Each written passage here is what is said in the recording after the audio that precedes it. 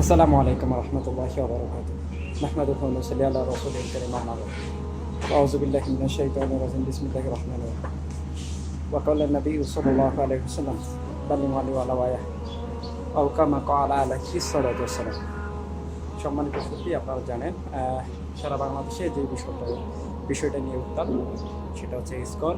আর ইসকনের সন্ত্রাসী এই যে সংগঠন, এই সংগঠন আমাদেরকে দুকে দুকে মারছে, আমাদেরকে মারছে এবং প্রকাশ্যে প্রকাশ্যে আমাদের মুসলিম ভাই বোনদেরকে, ভাইদের উপরে হামলা করতেছে, অতর্কিত হামলা করতেছে। মুসলমান অধিকাংশ জমি আমাদের মাননীয় প্রধানমন্ত্রী তাদেরকে রাজুর থেকে উত্তরায় আমাদের স্বীকার করতেছে।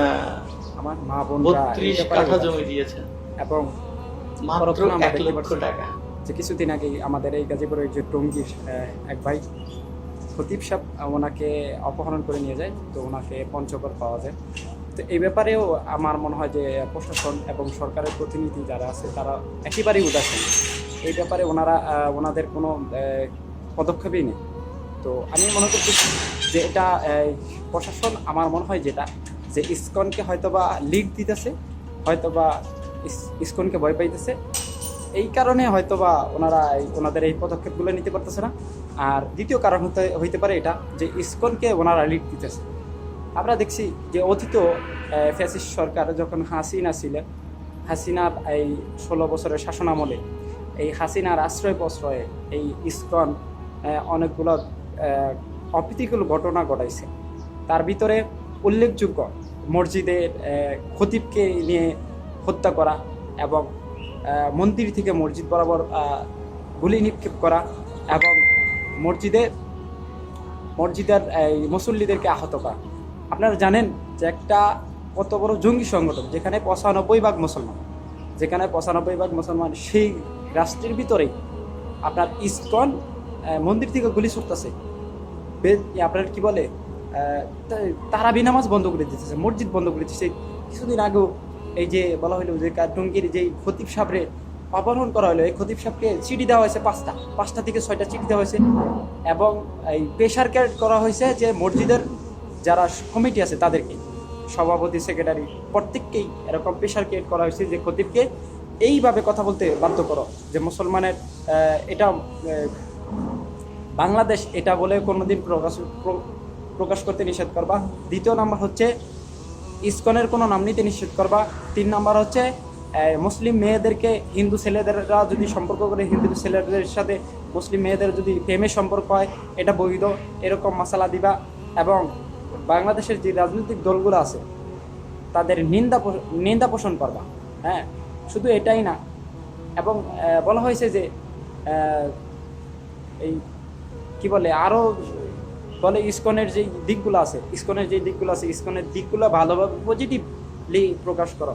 তো এইরকম যখন হুমকি দেওয়া হইলো, তো শেষ ধাপে যখন খতিব সাহেব তাদের কথা শুনলেন না, তো ওনাকে অপহরণ করে নিয়ে গেলেন। অপহরণ করে নিয়েই ক্ষান্ত হন নাই, এই মানুষটাকে বেধড়ক মারছে।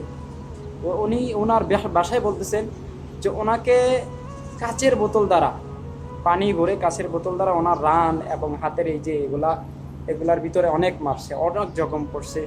এবং ইভেন্ট শুধু এটাই না, ওনাকে বলৎকার করেছে। একটা বিষয় চিন্তা করেন, এরা কত বড় পশু, এরা কত বড় নিকৃষ্ট, নির্লজ্জ। এরা একটা মানুষকে বলৎকার করে। একজন আলেম, খতিব সাহেব, মসজিদের খতিব সাহেব। আরে ভাই, আপনি কোন জায়গায় বসে আছেন? আপনি আপনার জায়গায় বসে আছেন, আপনি তো নিরাপদ আছেন, আপনি ভাবতেছেন আমি নিরাপদ, কিন্তু আপনার মা বোনদেরকে যে ইজ্জতহানি করতেছে, আপনার মা বোনদেরকে তো এই কি বলে দর্শনের শিকার বানাচ্ছে। আপনার সমাজের এক ভাইকে বলৎকার করতেছে, এক ভাইকে তুলে অপহরণ করতেছে। আপনার এই যাবৎকালে আমি অনেক দেখছি, অনেক ঘুমের আমি এরকম শুনছি যে ওনারা গুম হয়ে গেছে আলেম। আসলে আলেম এমনি গুম হয় কীভাবে? আলেমদেরকে গুম করে পাচার করে দেওয়া ইন্ডিয়া, এবং অনেক মা বোনদেরকে এই প্রেমের প্রলোভনে এই দর্শনের শিকার বানায় ইন্ডিয়া পাচার করে দেয়। সারাটা জীবন তারা দুঃখে জায়গায় মরে। অনেক এভিডেন্স এই ব্যাপারে আছে। আপনি এখনও বসে আছেন আপনার জায়গা থেকে। আর সর্বশেষ আমি মনে করি যেটা, প্রতিবাদী ভিডিও কখনো দেখা হয় না, এটা বাস্তব। কারণ মানুষ এগুলা পছন্দ করে না। মানুষ পছন্দ করে বিনোদন, মানুষ পছন্দ করে কাপড় খোলা। হ্যাঁ, একজনের গায়ে কাপড় পরায় দেওয়া, এটা মানুষ প্রচার করে না, আর এটা মানুষ সাপোর্ট করে না। আমার উদারত আহ্বান থাকবে প্রত্যেকটা মানুষের জায়গা থেকে, প্রত্যেকটা মানুষ সোশ্যাল মিডিয়া ইউজ করেন, ফেসবুক, ইউটিউব, টিকটক, প্রত্যেকটা জায়গায় প্রতিবাদ করতে হবে এবং ইমানই ডাক। এই ব্যাপারে যখন ওলামায়ে কেরামরা আমাদেরকে ডাক দিবেন, আমরা স্বেচ্ছায়, আমরা ইমানই বলিয়ান হয়ে আমরা মাঠে ঝাঁপিয়ে পড়বো। ইসকনকে নিষিদ্ধ করতে হবে, এটা আমাদের প্রাণের দাবি। আমি স্ক্রিনে একটা ভিডিও দিয়ে দিতেছি, ইসকনের সদস্যরা কি প্রতিজ্ঞা নিতেছে, কি কথা বলতেছে, আপনারা এই বিষয়টা দেখবেন, একবারে দেখবেন আপনারা। আমি আশা করি আপনারা দেখবেন, দেখার পরেই বুঝবেন।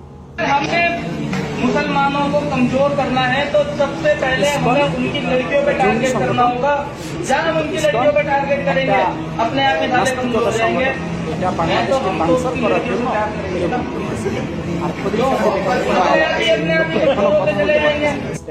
গতকালকে আপনার ওই আব্দুল্লাহপুরের ওদিকে, টঙ্গী আব্দুল্লাহপুরের এদিকে উনি খাড়ায় একটু কথা বললেন, ওনার দিকে ওনার কথাগুলা বলতে পারতেছেন উনি।